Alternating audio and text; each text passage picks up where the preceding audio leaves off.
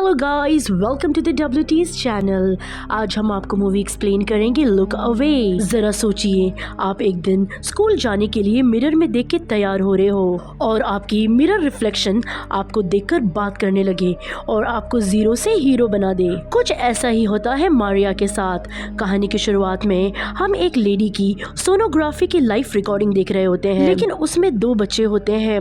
उस सोनोग्राफी की रिकॉर्डिंग को देख के ऐसा लग रहा था कि उसमें से एक बच्चा दूसरे बच्चे को ओवरटेक करने की कोशिश कर रहा था, जो कि देखने में काफी अजीब लग रहा था। कहानी शिफ्ट होती है मारिया पे, जो कि 17 साल की हाई स्कूल की लड़की होती है। मारिया बहुत ही ज्यादा इंट्रोवर्ट थी।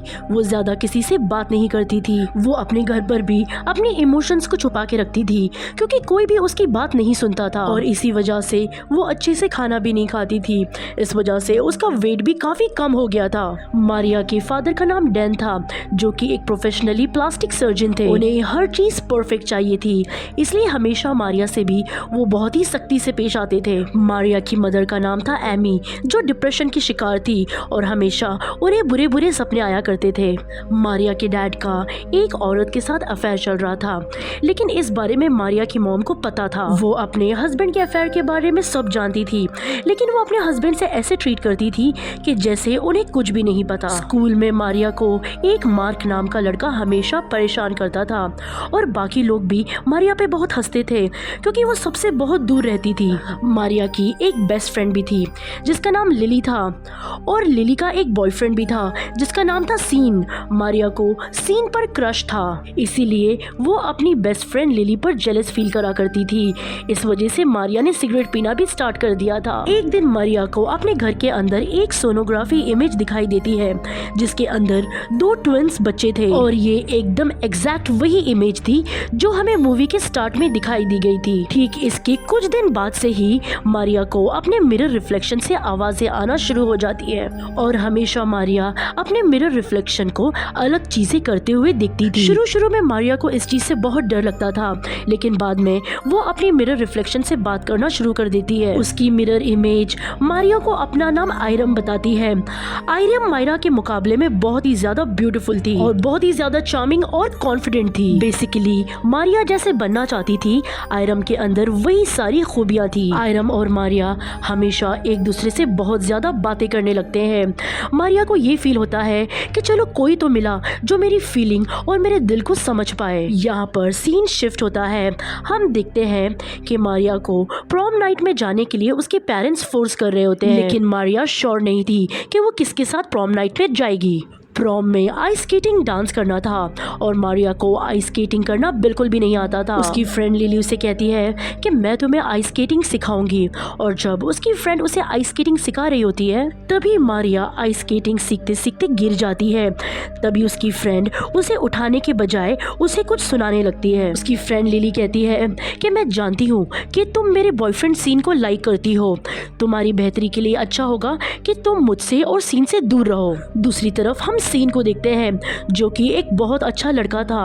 वो हमेशा मारिया की मदद किया करता था, और ये देखकर लिली काफी जेलस फील किया करती थी।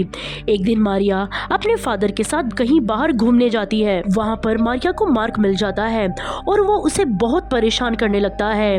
ये सब देखकर मारिया के डैड मारिया को अपने क्लिनिक में ले जाते हैं और उसे कहते हैं कि मैं आज तुम्हें एक गिफ्ट देना चाहता हूँ। मारिया सोचती है कि उसके डैड उसे शायद एक कार गिफ्ट करना चाहते हैं, ताकि उसे बस में ट्रैवल करना ना पड़ा हो। लेकिन क्लिनिक में पहुंचने के बाद मारिया को पता चलता है कि उसके डैड उसकी नाक और उसकी होंठ की सर्जरी करना चाहते हैं, ताकि वो परफेक्ट दिखे और कोई उसका मजाक ना उड़ाए। ये सब सुनकर मारिया और उसकी मिरर इमेज आयरम ये बात सुनकर बहुत ही उसके डैड से गुस्सा हो जाते हैं, क्योंकि उसके डैड हमेशा परफेक्शन के पीछे भागते रहते थे और कभी भी मारिया को प्यार नहीं करते थे। खैर, अब मारिया प्रॉम नाइट में जाने के लिए तैयार हो जाती है, लेकिन प्रॉम नाइट में मार्क सबके सामने मारिया की बहुत ज्यादा इंसल्ट करता है। इसीलिए वो बहुत रोते रोते अपने वॉशरूम में जाती है और अपनी मिरर इमेज आयरम से से अपनी प्लेस को बदल लेती है। अब आयरम मिरर से बाहर आ जाती है और मारिया मिरर के अंदर चली जाती है ताकि आयरम उन सारे लोग से बदला ले जिन्होंने मारिया का दिल दुखाया है। अब आयरम बाहर आकर उन सभी लोगों से बदला लेना स्टार्ट कर देती है। सबसे पहले वो मार्क को अपनी तरफ अट्रैक्ट कर उसे लेडीज वॉशरूम में लेकर जाकर उसका घुटना हॉकी स्टिक से तोड़ देती है। उसके बाद मार्क मारिया को कभी भी तंग नहीं करता और जब वो घर पर जाती है तो उसके पेरेंट्स देखते हैं कि उसका नेचर बदला बदला सा लग रहा है। वो ठीक तरह खाना खा रही थी क्योंकि बाकी लोगों के लिए वो तो मारिया ही थी, लेकिन किसी को ये नहीं पता था कि आयरम ने मारिया की जगह ले ली है। दूसरी तरफ मारिया भी खुश थी कि अब सब चीज नॉर्मल हो रही है, लेकिन अभी सब कुछ नॉर्मल नहीं होने वाली थी। यहाँ पर आयरम अपने डैड के क्लिनिक में जाकर अपनी मॉम को और अपने डैड की गर्लफ्रेंड को कॉल कर एक ही साथ उधर क्लिनिक पर बुलाती है, जिससे उसकी मॉम ये समझ जाए कि उसके हस्बैंड डैन का अफेयर किसके साथ चल रहा है। घर आकर आयरम अपनी मॉम से बदतमीजी करती है कि उनको उनके हस्बैंड के अफेयर के बारे में सब कुछ पता होने के बावजूद भी उन्होंने कोई एक्शन क्यों नहीं लिया। ये सुनकर एमी अपनी बेटी को जोरदार थप्पड़ मारती है, लेकिन आयरम फिर भी खुश थी कि उसकी मॉम को उसके डैड के अफेयर के बारे में पता तो चला। इसके बाद आयरम आइस स्केटिंग की काफी ज्यादा प्रैक्टिस करती है और वो एकदम अच्छे से आइस स्केटिंग सीख जाती है और फिर वो लिली के पास जाकर उसे आइस स्केटिंग सिखाने के लिए कहती है, जिससे लिली उसे आइस स्केटिंग सिखाने के लिए एग्री हो जाती है। और जब वो लोग आइस स्केटिंग करने जाते हैं तब लिली उसकी परफेक्ट आइस स्केटिंग को देखकर एकदम हैरान हो जाती है। आइस स्केटिंग करते करते आयरम लिली से मारिया का बदला लेने के लिए उसे जोरदार धक्का मारती है, जिससे लिली नीचे गिर जाती है। उसके सर पर जोरदार चोट लगने की वजह से वहीं पर लिली की मौत हो जाती है। यहाँ पर आयरम रोने की एक्टिंग करती है और पुलिस को कॉल लगाकर कहती है कि लिली आइस स्केटिंग करते करते फिसलकर नीचे गिर गई है। उसके सर पर काफी गहरी चोट लगी है, मुझे तो ऐसा लग रहा है कि वो शायद मर गई है। वहीं हम लिली के फोन की रिफ्लेक्शन में मारिया को रोता हुआ देखते हैं क्योंकि वो ये सब नहीं चाहती थी। कुछ दिन बाद लिली की बॉडी को दफनाया जा रहा था जहाँ उसका बॉयफ्रेंड सीन भी था। आयरम सीन को बड़े गौर से देख रही थी। वहीं पुलिस लिली के मरने के बाद इन्वेस्टिगेशन करना शुरू कर देती है। पुलिस का शक पूरा आयरम पे जाता है क्योंकि लिली एक बहुत ही अच्छी आइस स्केटिंग चैंपियन थी और उसका इस तरह बर्फ से फिसलकर गिरना और मरना नामुमकिन था। यहाँ से आयरम सीधा सीन के घर पर जाती है और वो सीन से कहती है कि वो उसे बहुत लाइक करती है। वहाँ पर वो दोनों इंटीमेट होने लगते हैं, जहाँ पर आयरम का असली रूप यानी वो मारिया की बॉडी का इस्तेमाल कर अपनी ख्वाहिशें पूरे करने लगती है।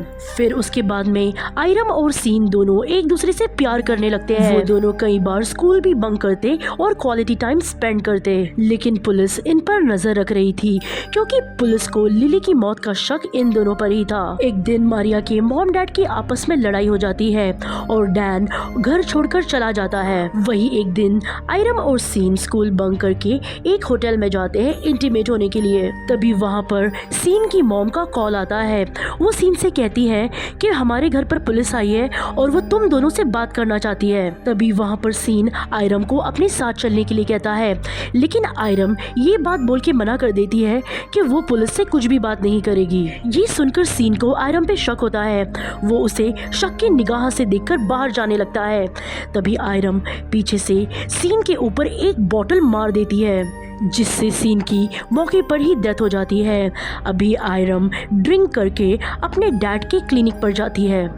वहाँ पर वो अपने डैड से कहती है कि डैड, क्या आप मुझे तब भी प्यार करते अगर मैं परफेक्ट नहीं होती। यहाँ पर हमें ये मालूम पड़ता है कि मूवी के स्टार्ट में हमें जो सोनोग्राफी दिखाई गई थी वो मारिया की मॉम की थी और वो सोनोग्राफी में दो जुड़वे बच्चे थे, जिसमें से एक मारिया थी और दूसरी को हम आयरम कह सकते हैं।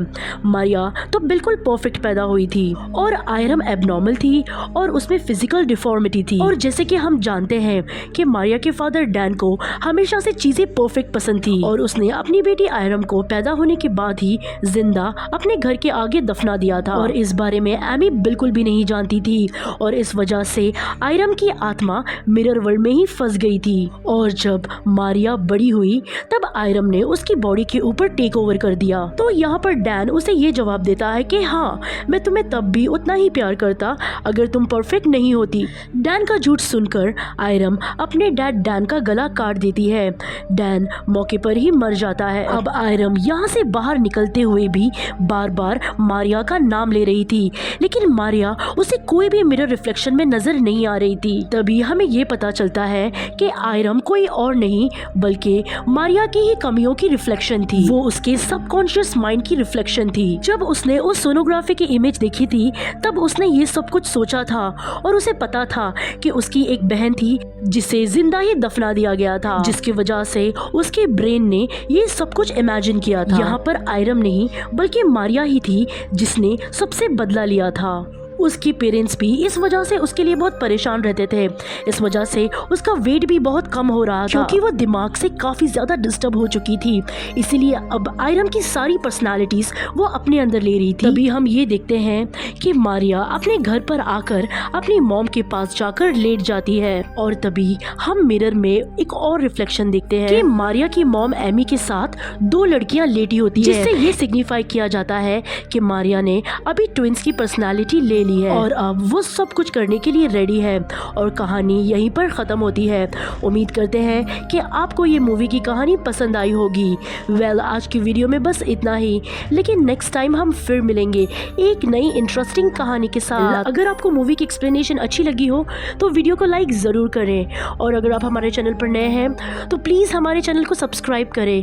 Thanks for watching.